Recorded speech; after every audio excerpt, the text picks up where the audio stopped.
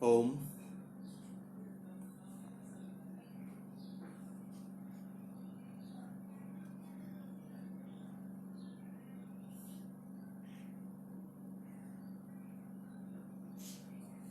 ओम सभी को सुप्रभातम।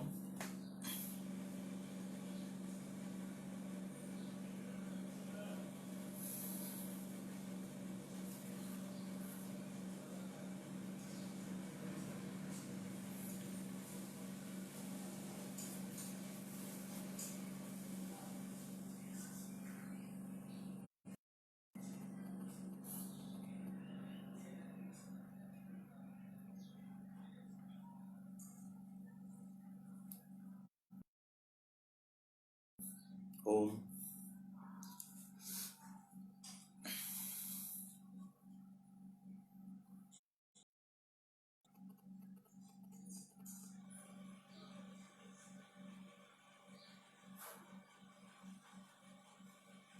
तो आज का यह सत्र स्टार्ट करने से पहले हम एक बार योग का नियम के अनुसार ओम को उद्गात करते हैं, ओम को उच्चारण करते हैं।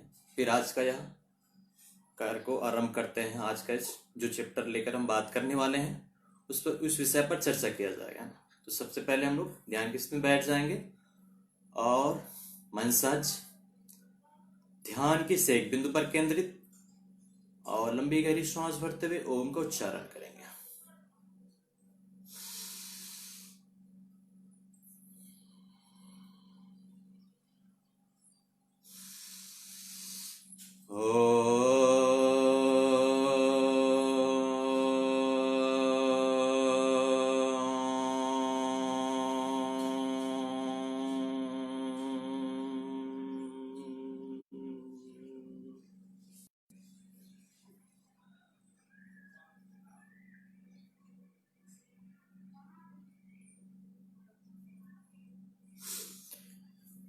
दोबारा सभी को नमस्कार और बहुत बहुत धन्यवाद।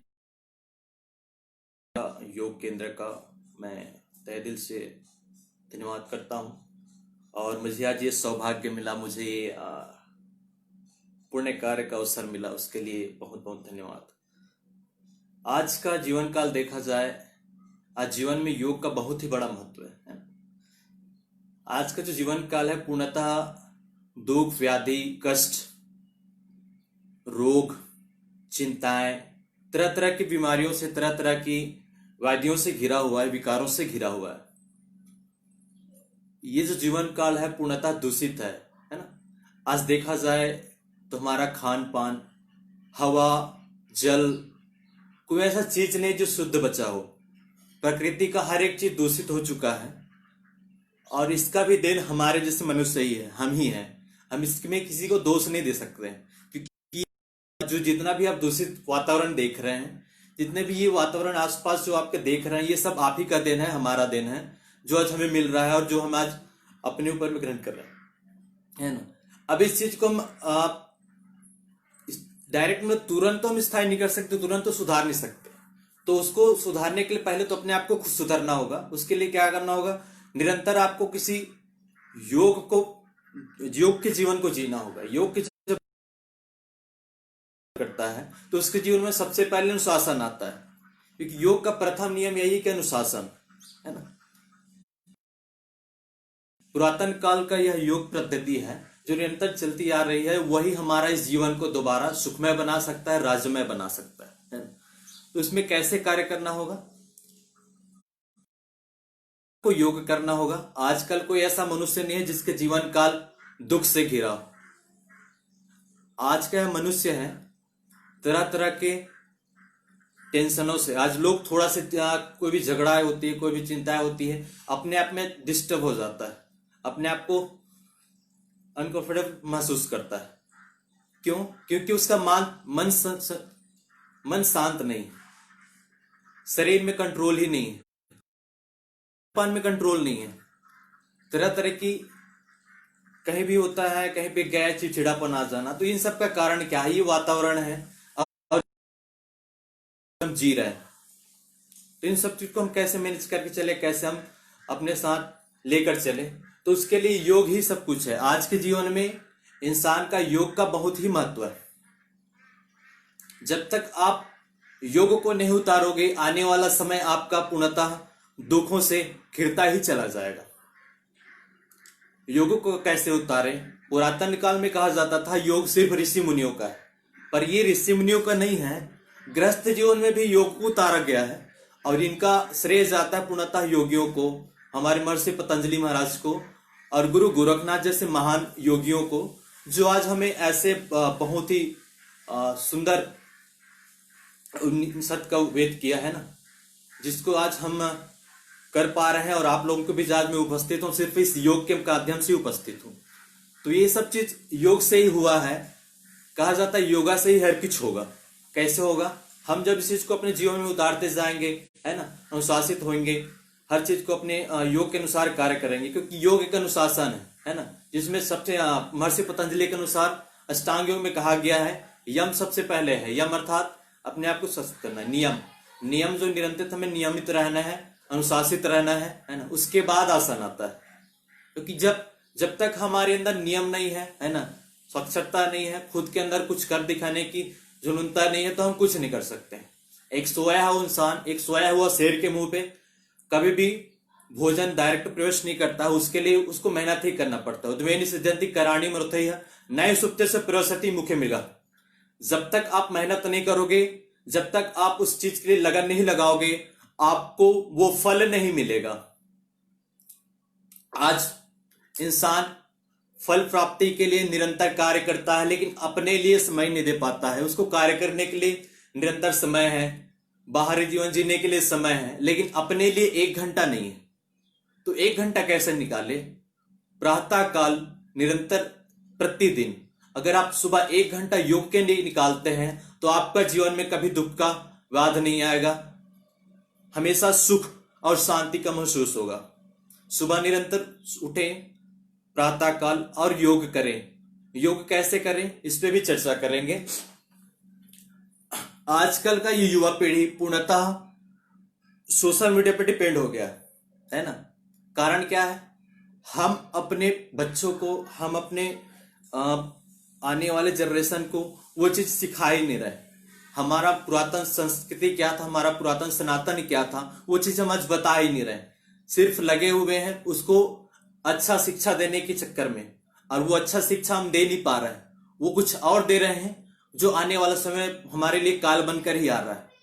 वही बच्चा जिसको हम बेटा का क्या आज पुकार रहे हैं, वो कल हमारे लिए काल बनकर हमको ही घर से निकाल देता है। कारण क्या है? हमारा शिक्षा पद्धति है, हमारे जीवन काल है जो हम उसे दे रहे हैं। इसका दोष हम उस पुत्र को नहीं दे सकते, उस बच्चे को नहीं दे सकते।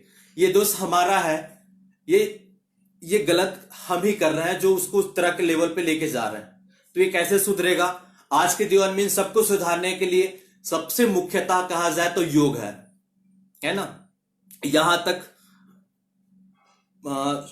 भगवद गीता में श्री कृष्ण जी ने कहा योगा कर्मसु कौशलम। योग से बड़ा कोई कर्म नहीं है, इससे बड़ा कौशल किसी प्राप्त ही नहीं हो सकता है ना। इसी तरह रामायण में अब जाते हैं तो रामायण में भी तुलसीदास जी ने कहा कि प्रथम सक्त निरोगी काया, है ना। जिसका जीवन निरोग है वही सुख है, सुख का जीवन जी रहा है। और निरोग कहां से आएगा? योग से आएगा। क्योंकि निरोग, नी को हटा दो के रोग के बाद आ होता है तो भी योग में ही जुड़ जाता है, अर्थात दोनों को मिलकर जोड़ा गया है। तो दोनों को हम बीच से तोड़ दें तो वो योग ही आता है। हमें योग करना है, हमें जीवन में योग को उतारना है ना। तब जाके हमारा ये जीवन सुखमय होगा, तब जाके हम कुछ कर पाएंगे। तो ये रही योग के बारे में।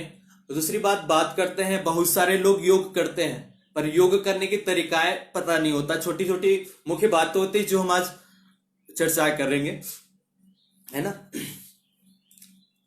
महर्षि पतंजलि ने कहा कि अगर आप अपने जीवन में योग उतारना चाहते हो, अगर आप अपने जीवन में योग को लाना चाहते हो, तो पहले अपने आप को सुधारना पड़ेगा, है ना।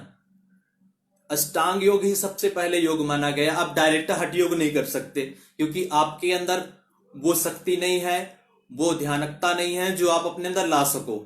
उसके लिए पहले तो आपको हठ योग को ही अपनाना, क्षमा चाहता हूं, अष्टांग योग को ही अपनाना पड़ेगा। क्योंकि जब तक आप अष्टांग योग नहीं कर पाओगे, आप हठ योग की ओर नहीं जा सकते, हठी नहीं बन सकते। है ना। इसलिए सबसे महर्षि पतंजलि का जो अष्टांग योग का नियम है, यम, नियम, आसन, प्राणायाम, प्रत्याहार, धारणा और समाधि, धारणा, ध्यान और समाधि, तो इनको आप निरंतर करते रहते हैं तो आपके जीवन में निरंतर अवश्य ही सुख का आगमन होगा और सुख आएगा ही, है ना। योग कैसे करें इस पर चर्चा करते हैं। मुख्य 3 बातें होती है जिसको हमें करना है ना। पहले स्थिरम सुखम, स्थिरम सम सुखम, कैसे स्थिर बैठे। जब तक हम कोई चीज में स्थिर, जिसमें हमें कोई पीड़ा ना हो, जिसमें हमें कोई दुख ना हो, उसमें हम बैठते हैं तो वो बैठने की स्थिति होती है ना। दूसरा प्राण, है ना, प्राण पे ध्यान रखना है, श्वास प्रश्वास पे ध्यान रखना है। जब तक कि आपकी श्वास की गति आपके अनुसार नहीं चलती तो आप आगे, आपके मन कंट्रोल में नहीं आता है ना, मन आपके अनुसार कार्य नहीं करता है। अगर आपका बैठने की स्थिति सही है, आपका शरीर आपके अनुसार, आप स्थिर बैठ पा रहे हैं और आपका श्वास प्रश्वास आपके अनुसार चल रहा है और आपका मन आपके कंट्रोल में है, तो निश्चय ही आपको शांति की अनुभूति होगा। अगर इन चीज के साथ हम योग करते हैं तो निश्चय है कि आपको शांति का अनुभूति होगा, है ना। तो ये 3 चीज है मुख्यतः जो हमेशा ध्यान रखना है योग करते समय। तीसरा चीज जो हमारे शरीर का मुख्य पार्ट है जो हमेशा योग में कार्य करता है, हमारा ये मेरुदंड, है ना, रीढ़ की हड्डी, दूसरा गर्दन, है ना, और तीसरा हमारा श्वास। ये 3 चीज को हमेशा ध्यान पे रखना है। कोई भी आसन जब हम करते हैं, कोई भी प्राणायाम हम जब करते हैं तो इन चीजों को हमको ध्यान रखना है। हमारा गर्दन का पोजीशन कैसा है, हमारा गर्दन का स्थान कैसा है, हमारा मेरुदंड सीधा है कि नहीं, जिस आसन पे हम जा रहे हैं उसमें हमारा मेरुदंड किस तरह है और मेरा गर्दन का कार्य क्या कर रहा है। क्योंकि ये जो पॉइंट होता है जिसके कारण हमारे मुख्य नाड़ियां जो है, जितनी भी नाड़ियां यही से जाकर चलती है, तो ये अगर आपका सही नहीं है तो आपको पीड़ा भी हो सकती है। आपके आसन करने, गलत आसन करने के कारण आपका शरीर में बहुत सारी प्रॉब्लम भी आ सकता है। तो ये सब अगर आप योग करते हैं, आप सोचते हैं कि नहीं मैं यूट्यूब से ही योग सीख लूंगा, मैं यूट्यूब से देखकर योग कर लूंगा, तो ये एक तरह का गलत है। मेरे हिसाब से तो गलत ही है। जब तक आप किसी योगाचार्य के सन्मार्ग पे, उसके अनुसार आप योग नहीं कर रहे हैं और कोई आपको देखने वाला नहीं है तो आपके साथ गलत हो सकता है। आप तो ये सोचते हैं कि मैं यूट्यूब से देखकर योग कर रहा हूं, लेकिन वो जो योग बता रहा है वो आपको नहीं देख रहा है, सिर्फ आप उनको देख रहे हैं, जिसके कारण आपको दिक्कतें आ सकती है। तो कभी भी योग भी करें तो किसी के मार्गदर्शन पे करें, कोई अच्छे योग शिक्षक के मार्गदर्शन पे ही करें, या तो आपको उसके बारे में अच्छी जानकारी हो, अच्छा नॉलेज हो, तभी करें, है ना। दूसरी बात करते हैं बैठने की स्थिति पे। बैठने की बहुत सारी स्थिति है योग में, है ना। लोग कुछ भी बैठ जाते हैं। तो मुख्य बैठने की स्थिति है उसमें 4 मुख्य है।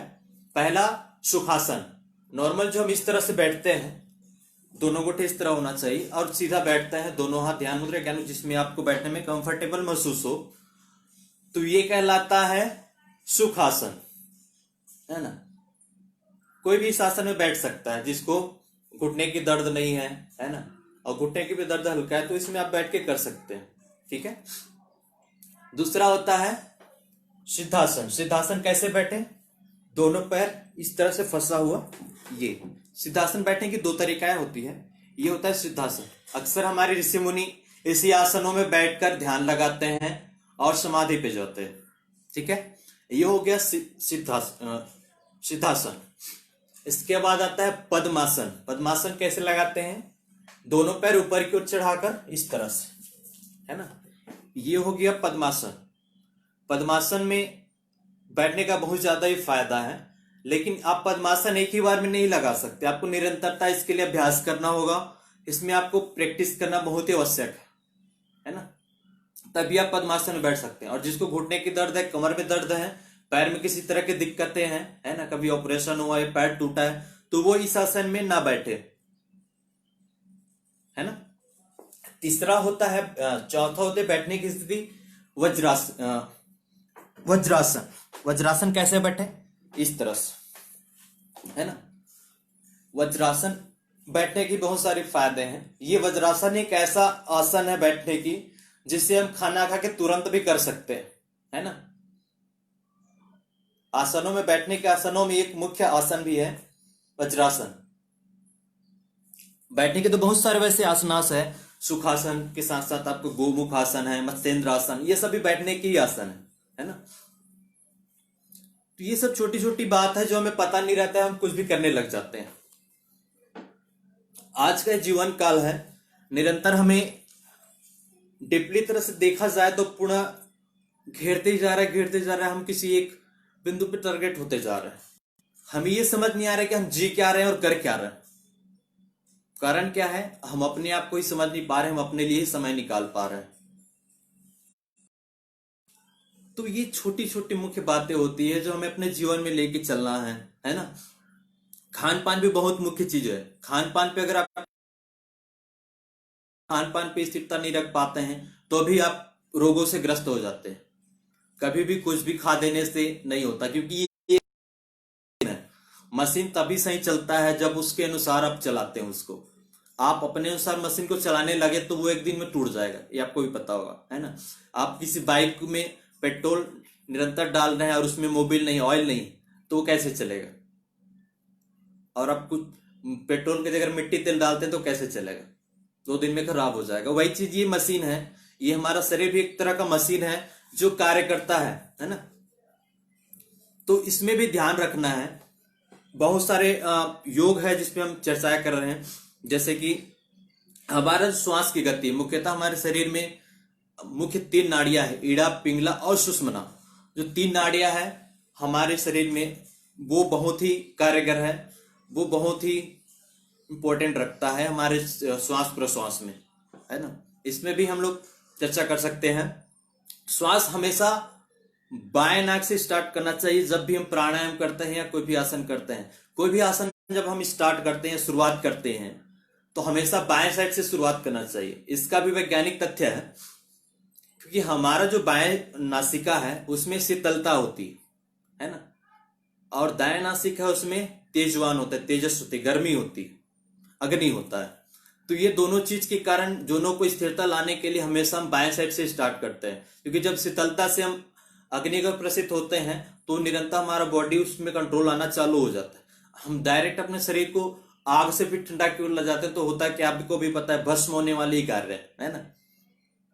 क्योंकि अग्नि में डायरेक्ट जल को प्रवाहित किया जाए या जल पे डायरेक्ट अग्नि को प्रवाहित किया जाए तो वो भस्म हो जाता है। तो भस्म होगा तो भस्मासात आधा जला हुआ, तो क्या होगा। खाना खाने के भी यही तरीकाएं होते हैं। बहुत सारे लोग जब खाना खाता है, खाना खा रहे बीच में पानी पी रहे हैं, तो उससे क्या होता है, जब हम खाना खाते रहे तो उससे हमारा जो चयापचय क्रिया एक्टिव रहता है और हमारा जो ग्रंथियां हैं वो एक्टिव रहता है, जिसके कारण उस समय बॉडी के अंदर गर्मी उत्पन्न होती रहती है। और हम जब खाना खाते हैं डायरेक्ट पानी डाल देते हैं तो एक तरह के भस्म करने वाली कार्य हो जाती है ना। तो उसको कैसे हम सही करें, खाना खाते समय कभी पानी ना पिए। आपको थोड़ा सा प्यास भी लग रहा है तो उसको कंट्रोल करने के लिए, एकदम ही ज्यादा लगा 2 घूंट ऐसे गले को गीला करने के लिए ले सकते हैं। और पानी आप लास्ट में पीजिए आधा घंटे के बाद, या खाना खाने के घंटे पहले, आधा घंटे पहले, ऐसे आप पानी पीजिए, उसमें कोई दिक्कत नहीं आएगा। तो ये छोटी छोटी मुख्य बातें होती है जो हमें पता नहीं होता और हम कुछ भी करने चल जाते हैं। आजकल तो लोग योग को, बहुत लोग ऐसे है कि मजाक बना के रख लिया है, क्योंकि सिर्फ आसन करना योग नहीं है। आसन कर लेना अगर योग होता तो आज जितना भी आप देख रहे हैं नौटंकी करने वाले और क्या बोलते हैं सर्कस करने वाले, उससे बड़ा कोई योगी नहीं है फिर दुनिया में। योग का प्रथम नियम अनुशासन और अनुशासन है ना। अनुशासित नहीं हो आप तो योगी नहीं हो। आपके अंदर स्थिरता नहीं है तो आप योगी नहीं हो। आपके अंदर किसी के प्रति दया भाव नहीं है तो आप योगी नहीं हो। आपके अंदर किसी चीज को देखकर लालचपन है और उसके प्रति एक घृणा भाव है तो आप योगी नहीं हो। योगी हमेशा वेदांत के अनुसार चलता है, उपनिषदों के अनुसार चलता है। योगी हमेशा पुरातन धर्मों के अनुसार चलता है ना। योगी ये है, योगी ये है। योगी वो नहीं जो अच्छे आसन कर ले। आसन तो कोई भी कर सकता है। आसन क्या है, जब हम कोई मुख्य स्थिरता में बैठते हैं या किसी भी मुद्रा में बैठते हैं जिसमें कोई दुख ना हो, किसी तरह की व्याधि ना हो, तो वो आसन कहलाता है ना। लेकिन पूर्ण योग को समझने के लिए आपको योग के जीवन को जीने के लिए आपको जीवन में अष्टांग योग को उतारना होगा, हठ योग को उतारना होगा, है ना। ये सब चीज छोटी छोटी बातें हैं जो हमें बहुत ही जरूरी है सोचना। खान पान की और बात करें तो लोग आजकल चाय बहुत पीते हैं। चाय हमारा जीवन काल का है ही नहीं, कुछ है ही नहीं, चाय का कोई महत्व नहीं इस जीवन में। चाय किसके लिए? चाय तो हमारा है ही नहीं, हमारा भारतीय संस्कृति में चाय था ही नहीं पहले, ये तो अंग्रेजों द्वारा लाया गया, जिसे आज हम लोग चाय से पीते हैं, सुबह की नाश्ता समझते हैं, सुबह की वो एक तरह का ड्रिंक मान लिया लोग। फलाहार करेगा तो भी चाय पिएगा, तो चाय भैया कभी ना पिए। चाय तो एक निकोटीन है जो हमें बहुत ही ज्यादा नुकसान करता है, शरीर को, दिमाग को कहीं ना कहीं से डिस्टर्ब करता है। वो एक तरह का धीमा जहर माना गया है चाय को, चाय से बड़ा कोई धीमा जहर है ही नहीं। दूसरा चीज, बहुत सारे लोग योग करते हैं लेकिन मैंने देखा योग के साथ साथ मांसाहार करते हैं। भाई आपको अच्छा लगता है अच्छी बात, लेकिन मुझे तो ये बिल्कुल गलत लगता है, क्योंकि जो इंसान मांस खाता है तो उसके मन में हमेशा चिड़चिड़ापन रहेगा, है ना। मांस खाने वाला इंसान के अंदर तामसी भाव रहेगा, तामस हमेशा एक एक्टिव रहेगा आपका, जिसके कारण आप कभी शांति को नहीं जा सकते। आपके मन में हमेशा चंचलता रहेगी, क्रूरता रहेगा, गंदे गंदे सोच आएंगे, आप शांति को और नहीं जा सकते। उसके लिए आपको मांस छोड़ना पड़ेगा। ये बातें होती है। और जीवन काल के जीने की तरीका तो यही है कि आप किसी के जीवन में हमेशा सुख जीवन देखना चाहें, किसी को हमेशा अच्छे कार्यों पे लगाना चाहे, अपने साथ साथ दूसरों को भी सुधारने की कोशिश करें, क्योंकि खुद हम जब सुधरेंगे तो लोग सुधर ही जाएगा, क्योंकि हम सुधरेंगे तभी युग सुधरेगा। जब हम बदलेंगे तभी ये युग बदलेगा। हम अपने आप को बदलने की कोशिश करें, हम लगे होते हैं दूसरे को बदलने में, हम लगे होते हैं दूसरों को बोलने में। पहले हम अपने आप को देख लें, अपने आप को सुधार लें, तो नियतता है कि आने वाला समय में पूरा युग सुधर जाएगा, है ना। तो ये छोटी छोटी बातें हैं, ये मुख्य बातें हैं जिसमें हम लोग आज चर्चा कर रहे हैं, है ना। बात करते हैं प्राणायाम का। प्राणायाम कैसे करना है? प्राणायाम अर्थात प्राणों का आयाम। अपने प्राणों में जब हम स्थिरता ला लेते हैं, श्वास प्रश्वास में स्थिरता ला लेते हैं और उसमें अब श्वास मेरे कंट्रोल के अनुसार चलने लग जाता है, अपने अनुसार चलने लग जाता है, तो वो प्राणायाम कहलाता है। प्राणायाम का बहुत ही ज्यादा महत्व है। आसन से ज्यादा तो प्राणायाम हमारे जीवन में आवश्यकता है। कम से कम इंसान को आधा से एक घंटा प्राणायाम तो करना ही चाहिए। कपालभाति, भस्त्रिका, अनुलोम विलोम, ये मुख्य प्राणायाम है जो हमें करना ही चाहिए जीवन में, है ना। तो ये सब बातें हैं जो हम आज कर रहे हैं। और बहुत सारे लोग हैं जो योग को गलत दिशा पे लेके जा रहे हैं, है ना। तो ये कैसे सुधरेगा? जब हम निरंतर इस पे कार्य करेंगे तभी सुधरेगा। दूसरी बात, आज जो लोग हैं हमेशा एक ही चीज सोचता है कि मैं अपने अनुसार सबको चलाऊं। ये बहुत बड़ी गलत बात है। आप किसी को अपने अनुसार नहीं चला सकते। पहले अपने आप को चला लो सही से, तो दुनिया खुद चलने लग जाएगा, है ना। ये हुआ भैया योग के बारे में कुछ बातें। आप लोग आसन कुछ आसन कर लेते हैं आप लोगों के साथ। पहले तो इस तरह से बैठेंगे ध्यान की स्थिति में, और मुद्राओं पे भी बहुत बड़ी चीज है। मुद्रा कैसे लगाना है, ये सब चीज बहुत बड़ी चीज है। हमारे जो 5 उंगलियां, 5 उंगलियों की अलग अलग कार्य है ना। ये 5 उंगलियों के अलग अलग कार्य है। पृथ्वी, जल, आकाश, वायु और अग्नि। 5 जो उंगली, 5 का भी अलग अलग कार्य। जब हम इसको इस तरह से लगाते हैं तो पृथ्वी के साथ समाहित हो जाता है ना। जब हम इस तरह से लगाते हैं तो वायु जल मुद्रा हो जाता है, ठीक है। ये इस तरह से लगाते हैं तो आकाश मुद्रा हो जाता है। ये सब अलग अलग मुद्राएं हैं, है ना। ये ज्ञान मुद्रा हो गया, ध्यान मुद्रा हो गया। ये मुद्राओं के भी बहुत सारे लाभ हैं। मुद्रा आप सही लगाते हैं तो आपको बहुत ही लाभ मिलेगा। चलिए कुछ योगा कर लेते हैं, है ना। ध्यान की स्थिति में ऐसे बैठ जाएंगे हम लोग। आज प्राणायाम करने की छोटी सी बात, छोटी छोटी चीजों में हम चर्चा कर लेते हैं। प्राणायाम कैसे करना है। बहुत सारे लोग भ्रस्त्रिका गलत करते हैं। भ्रस्त्रिका कैसे करते हैं, ये गलत है। भ्रस्त्रिका अगर किसी को बीमारी है तो आप, अगर किसी तरह की दिक्कतें हैं शरीर में, तो आप धीरे धीरे स्टार्ट करें। अगर दिक्कत भी नहीं है, पहली बार प्राणायाम कर रहे हैं, भ्रस्त्रिका कर रहे हैं, तो एकदम स्लोली स्लोली श्वास प्रश्वास को धीरे धीरे गति के साथ शुरुआत करें। इस तरह से लंबा श्वास लेंगे और लंबा लंबा श्वास छोड़ेंगे धीरे धीरे, तब आपका कार्य सही होगा। आप डायरेक्ट अपने शरीर को प्रेशर देना चालू कर देते हैं, फिर दूसरे दिन पता चलता है कि और कुछ हो रहा है आपके शरीर में और दिक्कतें बढ़ते जा रही है। तो उसको स्थिर करने के लिए आपको धीरे धीरे, क्योंकि स्थिरम सुखम, स्थिरता के साथ आप कार्य करते तो आपके जीवन में सुख अवश्य आएगा, है। आप सही से कर लेते हैं, उसी गति के साथ श्वास छोड़ते हैं, तो स्टार्टिंग इस तरह से करें। भ्रस्त्रिका 3 तरीका से किया जाता है ना। एक तो लंबी धीरे धीरे श्वास भरते हुए, फिर हाथ को इस तरह से रखते हुए, ये होता है। श्वास भरते हुए हैंड को अप करेंगे, हाथ को ऊपर करेंगे और श्वास छोड़ते हुए नीचे करेंगे ऐसे।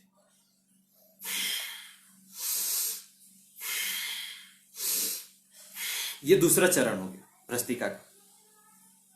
भ्रस्त्रिका करने से हमारे शरीर में पूर्णतः एनर्जी आती है ना। शरीर के अंदर जितने भी टॉक्सिन है वो बाहर चला जाता है, हमारे शरीर की शुद्धता हो जाती है, बहुत सारी बीमारियों से हमारे मुक्त मिलता है। दूसरा होता है कपालभाति। कपालभाति बहुत सारे लोग बहुत ही गलत तरीका से करते हैं, है ना। गले पे प्रेशर देना, पेट पे प्रेशर देना, नाक पे प्रेशर देना, तो ये बहुत गलत होती है। तो ये सब छोटी छोटी चीज है जो हमें पता नहीं रहता, हम करते रहते हैं, फिर पता चलता है कि हम योग को कुछ और दिशा में ले जा रहे हैं। बहुत सारे लोग हैं उल्टा सीधा करा लेते हैं, कर लेते हैं, तो फिर लोग उसको गलत समझते हैं कि नहीं नहीं योग से कुछ नहीं होता है। क्योंकि योग से तभी सही होगा जब आप अच्छे लोग के साथ करोगे और अच्छे तरीका से करोगे, आपके पास जानकारियां होगी, तब अच्छा होगा।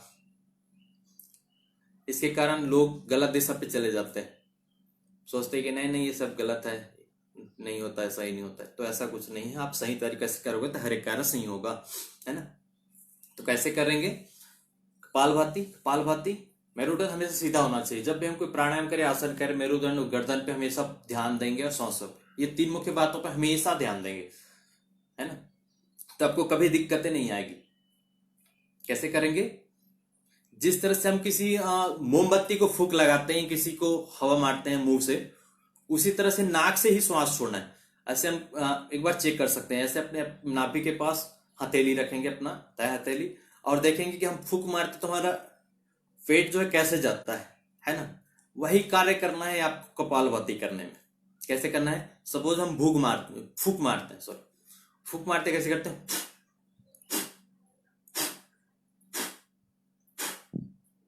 तो क्या हो रहा है, मेरा जो नाभि पेट है अंदर की ओर जा रहा है। यही चीज आपको नाक से करना है, सेम चीज आपको नाक से करना है।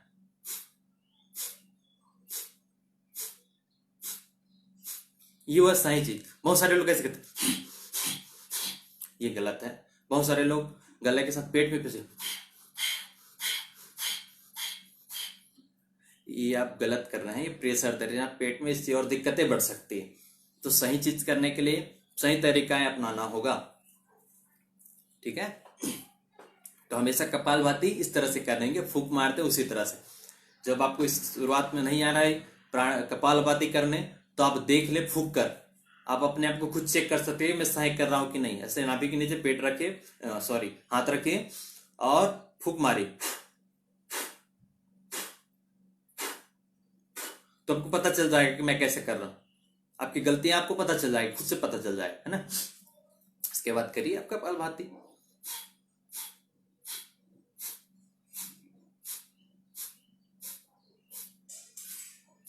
एक दिन में अधिकतम से अधिकतम कपालभाति 2 से 40 बार कर सकते हैं, है ना। क्योंकि 240 बार आप एक ही बार में कर सकते हैं, 2 बार में भी कर सकते हैं, सुबह शाम करके। ये आप निरंतर योग करने वालों के लिए बता रहा हूं। आप स्टार्टिंग में, आप शुरू में योग प्रारंभ किए हैं और आप ऐसा करने लगोगे तो आपको और भी दिक्कत आ जाएगी, आपकी सांस फूलने लग जाएगा तो और कुछ। तो जब तक आपका शरीर आपके साथ सांस प्रश्वास चलना नहीं चालू हो, आप डायरेक्ट इसमें न लग जाए कि मुझे एक ही दिन में सब चीज कंट्रोल करना है। बहुत सारे लोग बड़ा बड़ा पेट निकाल लेते हैं और सोचते हैं कि एक ही दिन में मेरा सब चीज कंट्रोल हो जाएगा। तो कभी नहीं होता है। जितने दिन में आपने अपना इस उदर को ऊपर लाए, उसको अंदर करने के लिए तो समय लगेगा ही थोड़ा। हाँ, लेकिन मेहनत करते रहोगे तो एक दिन आप जरूर सक्सेस हो जाओगे। ठीक है। तीसरा है अनुलोम विलोम। अनुलोम विलोम भी बहुत सारे लोग गलत करते हैं, है ना। हमको कौन से उंगलियों का उपयोग करना, ये ध्यान रखना बहुत जरूरी है ना। इसमें हमने आपको सबसे पहले मैंने यही चीज बताया कि मुख्य 3 नाड़ियों के बाद ईडा, पिंगला और सुषुम्ना, है ना, जिसमें बायां नासिका जिसमें शीतलता होती है, दायां नासिका जिसमें अग्नि होती है। अग्नि और जल को लेते हुए उंगलियों का भी उसी तरह से उपयोग किया जाता है। अंगूठे से हमेशा दाएं नासिका को रखा जाता है, दाएं नासिका में रखा जाता है, और अनामिका को हमेशा बाएं नासिका, है ना। इस तरह से ये होना चाहिए वरुण मुद्रा पे, तभी आप सही कर रहे हैं, है ना। कुछ लोग ऐसे करते हैं तो ये गलत है, कुछ लोग ऐसे करते हैं, ये गलत है। आपको इन दोनों उंगलियों का उपयोग करना है, ये उंगली और इस अंगूठे का उपयोग करना है ना, इस तरह से। और हमेशा जब भी प्राणायाम करें, आसन करें, बाएं साइड से श्वास छोड़ते हुए शुरुआत करें। पहले श्वास छोड़े, फिर श्वास ले।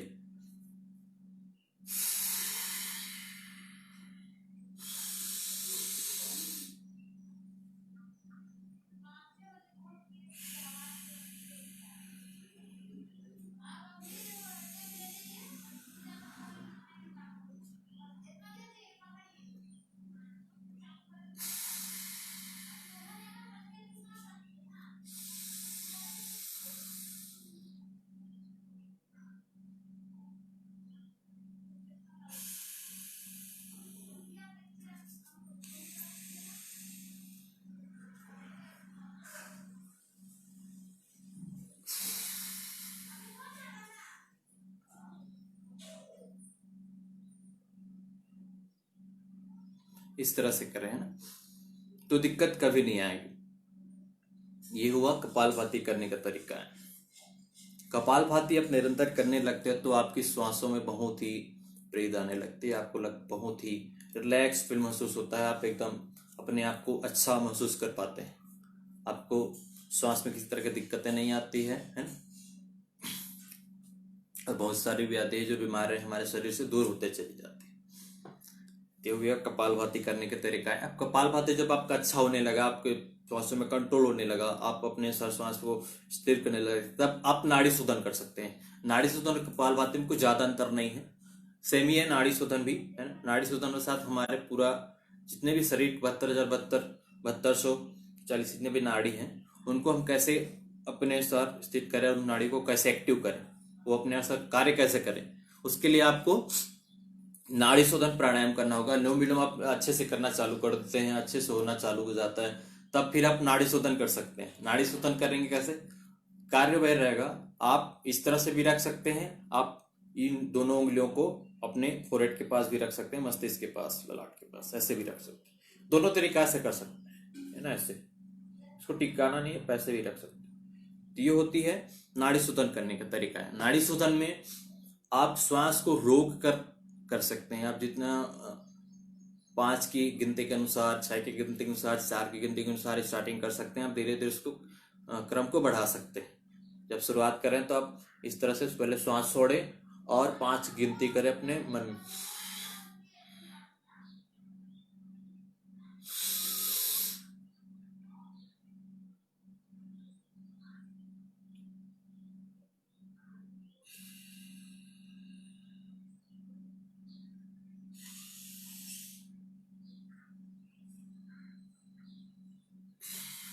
इस तरह से कर सकते हैं ना। ये हुआ नाड़ी शोधन करने का तरीका है, ठीक है। इस तरह से कर सकते हैं। दूसरी चीज और भी प्राणायाम तो बहुत सारे हैं, मुख्यतः 8 प्राणायाम जिसको हम कर सकते हैं ना। पहला भ्रस्त्रिका, कपालभाति, अनुलोम विलोम, बाह्य प्राणायाम, उद्गीत, उज्जाई और ध्यान। ये महर्षि पतंजलि के अनुसार आप मुख्य इन चीजों को कर सकते हैं। ध्यान कैसे लगाएं और उद्गीत कैसे करें, उद्गित करने के तरीकाएं होती है। उद्गित अर्थात ओम का उच्चारण करना। ओम है क्या चीज?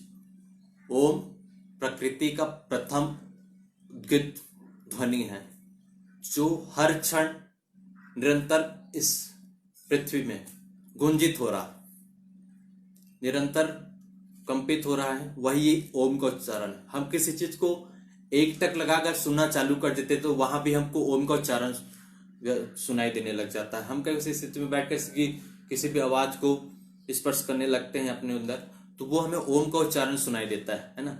जब भी हमारे अंदर कोई गुंजन होता है तो भी ओम का ही उच्चारण होता है। तो ओम पृथ्वी का प्रथम उद्घोष है, प्रथम उच्चारण है। और ओम किसी धर्म से नहीं है। बहुत सारे लोग इसको धर्म से जोड़ देते हैं कि ये सनातन धर्म का है, हिंदू का धर्म का है। ऐसा कुछ नहीं है। ओम किसी धर्म के लिए नहीं है। ओम तो पूर्णतः जगत के लिए है, हर किसी प्राणी के लिए, हर एक के लिए ओम है। ओम हमारे शरीर को शुद्ध करता है, हमारे आसपास के वातावरण को शुद्ध करता है, हमारे मन को शुद्ध करता है, हमारे एक एक अंग के लिए कार्य करता है। जैसे हम ओम बोलते हैं एक अलग ही ऊर्जा उत्पन्न होती है ना। इसलिए ओम को उच्चारण करना ही चाहिए। जहां भी जाए ओम को उच्चारण करें। ओम को उच्चारण कैसे करेंगे? जब हम प्राणायाम करते तो ओम को उच्चारण कैसे करें, उद्गित कैसे करें? आ ओ म, ये तीन चीज को बोलने के पीछे बहुत बड़ी अर्थ है ना। हमारे शरीर में मुख्यतः 3 दोष होते हैं। कौन कौन सा? वात, पित्त और कफ। वात, पित्त और कफ, ये 3 मुख्य दोष होते हैं जिसके कारण ये शरीर में बीमारियां आती है, व्याधि उत्पन्न होती है।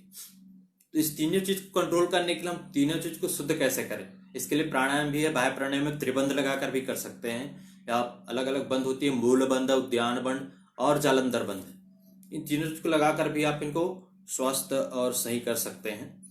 तो ओम का 3 शब्द बोलने के पीछे ये 3 चीज है। हम इसमें ब्रह्मा, विष्णु, महेश का भी विद्गान करते हैं, है ना। आ ओम, आ ओम उच्चारण कैसे करें? जब आ बोले तो मेरा आवाज कहां से आ रहा है? पूर्ण सांसों के साथ आ रहा है ना। माँ बोले से आ रहा है, कंठ से आवाज खुल रहा है। बोल रहा हूं तो मेरे पेट से आ रहा है, पेट से आ रहा है, नाभि से आवाज आ रही है। ओ आ, गला से आवाज आ रहा है मेरा। बोलूंगे तो गुंजित हो रहा है। तो 3 तरह से आवाज निकला जाता है। आ बोले तो नाभि मूलाधार से स्टार्ट होते हैं, मा ओ मा। तो इस तरह से ओम को उच्चारण करना है, आ ओम, कुंजित करते हुए, है ना। ये होती है ओम बोलने का तरीका है। इस तरह से आप ओम बोलते हैं तो आपके शरीर के जितने भी अंग हैं, कण कण शुद्ध हो जाती है। ओम स्वास्थ्य देता है, ओम समृद्धि देता है, ओम वातावरण को शुद्ध करता है, ओम हमें अच्छा जीवन जीने की कला सिखाती है। ओम बोलने से नए नए विचार आते हैं। ओम बोलने से कभी भी चिड़चिड़ापन नहीं आता है। ओम एक शांति का प्रतीक। ओम सबसे बड़ा शांति का प्रतीक है, जिससे पुंज समान निकलता हुआ हमें किरणें दिखाई देती है जब हम ध्यान में बैठ जाते हैं, है ना। तो ओम हमेशा ही लाभदायक रहा है। और मेरे साथ इसमें धर्म की बात नहीं आना चाहिए, क्योंकि जहां हमें अच्छा चीज मिले, जहां हमारा जीवन सुख हो, जहां हमारा वातावरण सही हो, जहां हमारा कार्य सही हो, उस कार्य को करने में हमें धर्म और जाति के पीछे नहीं दौड़ना चाहिए। उस कार्य करने के लिए हमें तत्पर रहना चाहिए। उसके लिए हमें किसी धर्म, जाति और किसी संकाय की जरूरत नहीं होनी चाहिए, क्योंकि अच्छा कार्य के लिए कोई जाति और धर्म नहीं होता। आप उसको निरंतर कर सकते हैं। ये होता है योगियों का नियम। योगी कभी वेद भाव नहीं देखता, योगी कभी किसी पे तिरस्कार भाव नहीं देखता, योगी किसी पे बड़ा और छोटा नहीं देखता। उनके लिए, योगी के लिए हमेशा हर चीज सामान्य है। ठीक है, ये होती है योग का नियम। तो इस तरह से अपने जीवन में योग को लाएं, है ना। जीवन अनमोल है, अच्छे से जीने की कोशिश करें, किसी भी बुरे कार्य में न फंसे। आजकल का जो युवा पीढ़ी है पूर्णतः मोबाइल के दुनिया में फंस गया है, सोशल मीडिया पे फंस गया है। बहुत सारे बच्चे तो पबजी ऐसे खेलते हैं जैसे दिन रात उसी में लगे हुए रहते हैं। मुझे आज तक पता ही नहीं है क्या है पबजी। तो ये गलत चीजें हैं जिसपे हम लोग, हमारे बच्चे उतर जाते हैं। तो भैया इन सब चीज़ों से अपने बच्चों को बचा के रखो और अपने भविष्य को सुधारो, अपने आने वाले पीढ़ी को सुधारो। और ये चीज़ हम ही कर सकते हैं और कोई नहीं कर सकता। आज योग ही सब कुछ इन चीज को लेकर चल सकता है और योग को उतारना बहुत ही आवश्यक है। आने वाला समय सिर्फ योग का है, योगियों का ही है, और जो योग नहीं करेगा उसका जीवन कभी सुखमय नहीं हो सकता। इसलिए योग को अपने जीवन में फिर से उतारे। जीवन काल में योग का बहुत ही बड़ा महत्व है ना। इस तरह से जीवन में आपको योग को उतारना ही पड़ेगा। बहुत सारे लोग हैं वो सिर्फ इसको मजाक से लेते हैं, गहन गहराई से नहीं लेता। कारण क्या है, वो उस चीज को जिया ही नहीं, वो इस चीज पहुंचा ही नहीं, तो उसको कौन पहुंचाएगा? उसको उस जगह पे लेके कौन जाएगा? उसको सिर्फ एक योगाचार्य लेके जा सकता है जो धार्मिक स्तरों पे जुड़ा हुआ है, जो अच्छे कार्य पे जुड़ा हुआ है, उसको सही राह दिखा सकता है। गुरु उसको सही राह दिखा सकता है ना। तो उसको सही राह दिखाने वाले आप बने, सबको एक सही राह दिखाएं, है ना। ये छोटी छोटी बातें होती है जो हमें जरूरी है रखना अपने जीवन में। और योग तो भैया एक बड़ी बड़ी चीज है। तो आज का यह सत्र रहा मेरी ओर से, योग का जीवन में क्या महत्व है, योग को कैसे जिए, योगी बनकर कैसे जिए, और योग के अनुसार दुनिया को जीना कैसे सिखाए। ये हमारा उद्देश्य था और ये हमारा उद्देश्य होना चाहिए, क्योंकि आज पूरे विश्व में योग का डंका बजने जा रहा है ना। मैं धन्यवाद करता हूँ स्वामी रामदेव जी का, महाराज जी का, जो आज योग को हर घर तक पहुंचाने का प्रयास किया। हर गली हर मोहल्ले तक योग आज नजर आ रहा है। हम और आप आज वार्तालाप कर रहे हैं योग के बारे में, तो ये सब उन्हीं लोगों का देन है, उन योग गुरुओं का देन है, जो आज हम और आप ऐसे लाइव सेशन पे आ पा रहे हैं और बात कर पा रहे हैं, है ना। तो ये छोटी सी हमारा प्रयास रहा मेरी तरफ से आप लोगों के लिए, एक छोटा सा उद्घोषण रहा, छोटा सा कार्य रहा जो मैंने अपने तरफ से कर पाया। अगर मेरी वाणी में किसी प्रकार की त्रुटि हुई हो तो एक अबोध बालक और एक अज्ञान बालक समझकर क्षमा प्राप्त करता हूँ। और कोशिश रहेगा आगे भी आप लोगों को भी जैसे आकर योग के बारे में और जीवन काल के बारे में और योग की और मुख्य बातों पे हम चर्चाएं करें, है ना। आज के लिए इतना ही, धन्यवाद। एक बार समाप्त करने के साथ साथ शांति पाठ कर लेते हैं। यह जीवन में शांति का बहुत ही मूल्य है, महत्व है ना। ध्यान की स्थिति में बैठ जाएंगे, मन सहज, ध्यान किसी एक बिंदु पर केंद्रित। एक बार लंबी गहरी श्वास भरते ओम का उच्चारण करेंगे।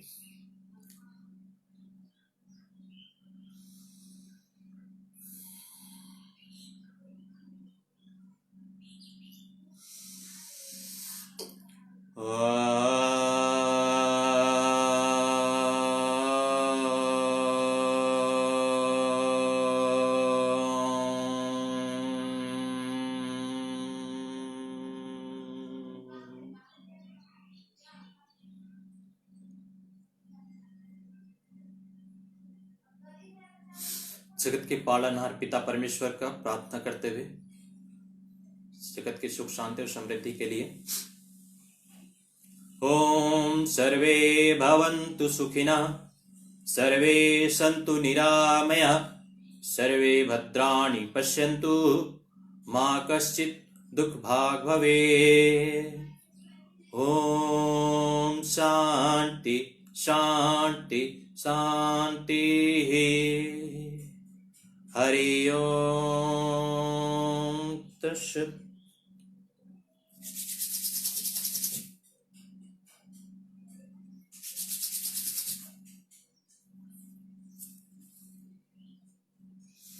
हरि ओम। सभी को बहुत बहुत धन्यवाद। ओम।